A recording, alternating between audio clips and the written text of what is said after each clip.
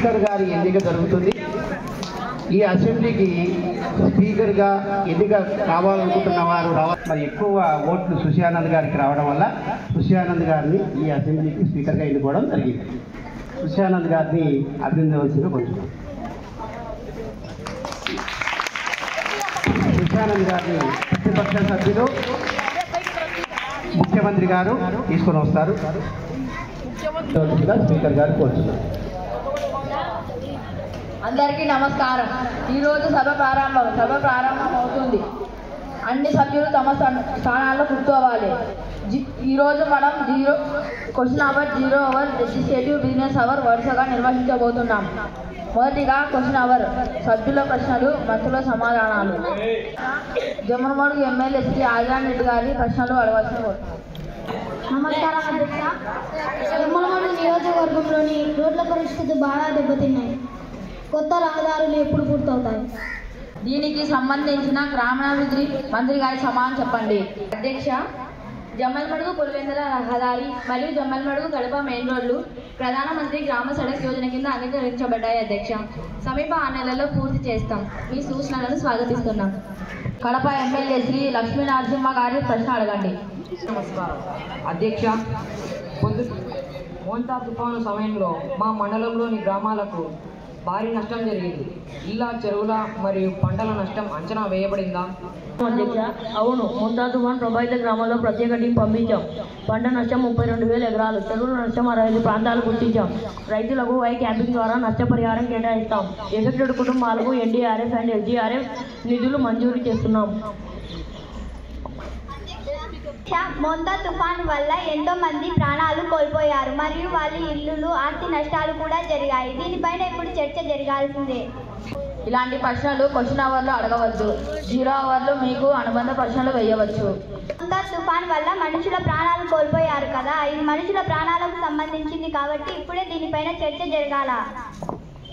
Answer తెలిసి తీసుకోండి. అధ్యక్ష, ఈ సంవత్సరం PDA సమావేశాల్లో ఎందుకు హాజరు తక్కువగా వచ్చింది? ప్రభుత్వం తీసుకుంటున్న చర్యలు ఏమిటి? అధ్యక్ష, మెగా PDA సమావేశం పాఠశాల తల్లిదండ్రుల మధ్య ఉన్న ముఖ్యమైన వేదిక. ఈ సంవత్సరం వాట్సాప్ గ్రూపుల ద్వారా ముందస్తు సమాచారం పంపాము. తదుపరి సమావేశంలో తల్లిదండ్రుల హాజరు తప్పనిసరి, లేకపోతే విద్యార్థి పురోగతి కార్డులలో కొత్తగా 1,100 మంది వైద్య సిబ్బంది నియమించబడ్డారు. అధ్యక్ష, వీరేమో అవి చేస్తాం ఇవి చేస్తాం అంటున్నారే, అక్కడ పేషెంట్లకేమో బెడ్లు లేవు, వాళ్ళకు సరిపడా మందులు లేవు. దానికి మీరు ఎలాంటి చర్యలు తీసుకుంటారు అధ్యక్ష? అన్ని హాస్పిటల్కు మందులు, బెడ్లు పంపుతాము. పేషెంట్స్ ఎక్కువ రావడం వల్ల నిండిపోతున్నాయి. అయినా త్వరలోనే పంపుతాము.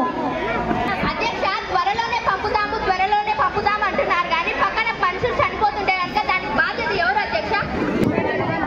దీనికి సమాధానం ముఖ్యమంత్రి చెప్తారు. అధ్యక్ష నమస్కారం. ప్రభుత్వ పాఠశాలలో టాయిలెట్ సదుపాయం అందించడం లేదు అధ్యక్ష. శ్రీ పాఠశాలలకు కొత్త టాయిలెట్లు మంజూరు చేయబడ్డాయి అధ్యక్ష. అధ్యక్ష, ఎక్కడ చేయబడ్డాయి అధ్యక్ష? ఇంతకాలం చేస్తాం అంటున్నారే కానీ ఇప్పటి వరకు చేయడం లేదు అధ్యక్ష. అధ్యక్ష, మేము చేస్తున్నాం అధ్యక్ష. ఆయాలను నిర్మించి వాళ్ళకు ఏమిటి టాయిలెట్కి ఏమి మెటీరియల్స్ కావాలో వాళ్ళకు మేము అన్ని అందిస్తున్నాం అధ్యక్ష. మెటీరియల్స్ నిర్మిస్తే సరిపోదు అధ్యక్ష, వాళ్ళకి జీతాలు ఇవ్వాలి. జీతాలు ఇవ్వకుంటే వాళ్ళు ఎలా పనిచేస్తారు అధ్యక్ష? మేము జీతాలు ఇవ్వలేదని వాళ్ళకి ఎవరు చెప్పినారు అధ్యక్ష? మేము నెల జీతాలు వేస్తామని అధ్యక్ష. మీరేమో అవి చేస్తాం ఇవి చేస్తామని అన్ని హామీలు ఇచ్చినారు కానీ పెన్నా నదిలో అంతగా కాలుష్యం పెరుగుతుంటే ఎందుకు వీళ్ళు ఏం చర్యలు తీసుకోవట్లేదు అధ్యక్ష? పెన్నా నదితో పాటు కృష్ణా, గోదావరి, తుంగభద్ర నది ప్రాంతాలలో ప్రత్యేక శుద్ధి యంత్రాలు ఏర్పాటు చేస్తున్నాం అధ్యక్ష. అధ్యక్ష, ఆ యంత్రాలు ఈ యంత్రాలు చేస్తున్నామంటున్నారే కానీ వరదలు వచ్చినప్పుడు దాని చుట్టుపక్కల ఉండే గ్రామంలో ఉండే ప్రజలు ఆ నీటి వరదకు ప్రాణ నష్టం అవుతుంది అధ్యక్ష. దీనికి ఎలా తీసుకుంటారు అధ్యక్ష? దీనికి ముఖ్యమంత్రి వారు సమాధానం చెప్తారు. త్వరలోనే స్పెషల్ స్క్వాడ్ని పంపించి అవన్నీ క్లీన్ చేస్తారు. ఏది త్వరలో చేపిస్తారు అధ్యక్ష? త్వరలో చేస్తామంటున్నారు కానీ పక్కన వరదలు వచ్చినప్పుడు ఎవరు బాధితులు అధ్యక్ష? లిస్ట్ ఇవ్వండి మాకు. అధ్యక్ష, రాష్ట్రంలో మహిళలపై నేరాలు ప్రతి నెల పెరుగుతున్న హోంమంత్రి ఎందుకు కళ్ళు మూసుకొని ఉన్నారు? మహిళలకు రక్షణ కోసం ప్రత్యేక చట్టం చేశాము అధ్యక్ష. మహిళల రక్షణ కోసం శక్తి యాప్, సురక్ష యాప్లను రూపొందించాము. అధ్యక్ష, ఇన్ని యాప్లు ఇంతమంది మహిళ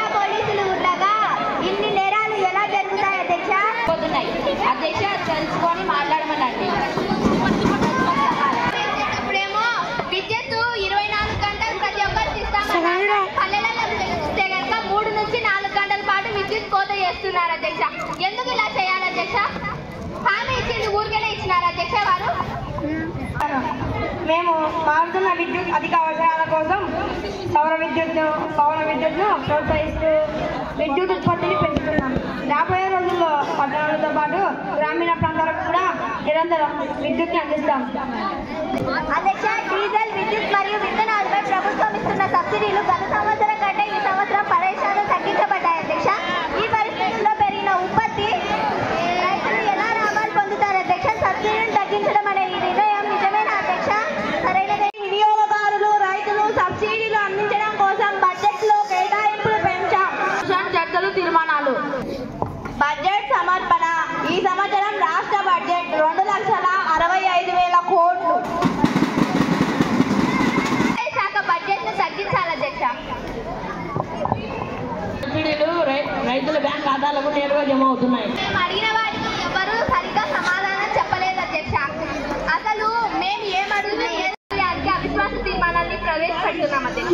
ఎవరేం పట్టించుకోవట్లేదు అధ్యక్ష.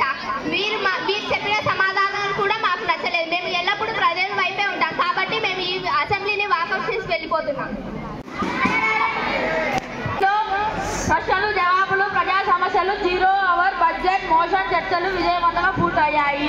సభ ఈ చిన్నారుల ప్రయత్నంలో ఏదైనా లోపాలు ఉంటే పెద్ద మనసుతో మీరు వారి యొక్క లోపాలను ఎంచకుండా మీరు ప్రోత్సహిస్తారని చెప్పి అందరినీ కోరుకుంటున్నాను.